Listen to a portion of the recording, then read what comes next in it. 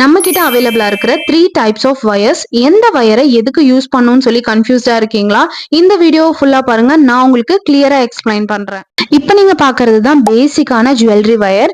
இதுல வந்து 3 சைஸஸ் இருக்கும். 0.3, 4, 5. நமக்கு தேவைப்படுற மாதிரி இந்த வயரை வந்து நல்லா வளைச்சு யூஸ் பண்ணிக்கலாம். ஸோ நம்ம எப்படி வளைச்சாலும் அது வளைஞ்சு கொடுக்கும். இந்த மாதிரி தான் இந்த வயரை யூஸ் பண்ணி நீங்க பேசிக்கான ஜுவல்லரி வந்து மேக் பண்ணிக்கலாம். செகண்டா நம்ம பார்க்க போறது இப்ப செம ட்ரெண்டிங்ல இருக்கிற இன்விசிபிள் ஜுவல்லரிக்கு யூஸ் பண்ணக்கூடிய வயர் இதுதாங்க.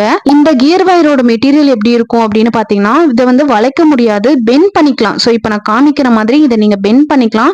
ஆனா வந்து அதை வந்து நமக்கு வேணுங்கிற ஷேப்ல வந்து நம்ம அதை வளைக்க முடியாது. ஸோ இப்படிதாங்க இருக்கும் இந்த கியர் வயர். தேர்டா நம்ம பாக்குறது வந்து கேஜ் வயருங்க. ஸோ இந்த மாதிரி தனித்தனி பேக்கெட்ஸ்ல வந்துரும். இப்போ ட்ரெண்டிங்ல இருக்கிற இந்த நேம் பெண்டன்ஸ், நேம் பிரேஸ்லெட்ஸ் அதெல்லாம் செய்யறாங்க இல்லையா, அதெல்லாமே இந்த வயர் வந்து யூஸ் பண்ணி செய்யலாம். ஸோ இந்த வயர் வந்து பாத்தீங்கன்னா நல்லா திக்காவே இருக்கும். கேஜ் வயர்லயும் கியர் வயர்லயுமே பர்டிகுலரா எந்த சைஸும் வராது. ஸ்டாண்டர்டா ஒரே சைஸ் தான் எப்போதுமே வரும். அவ்வளவுதாங்க. இன்னும் வேற ஏதாச்சும் டவுட்ஸ் இருந்ததுன்னா கண்டிப்பா கமெண்ட்ஸ்ல போடுங்க.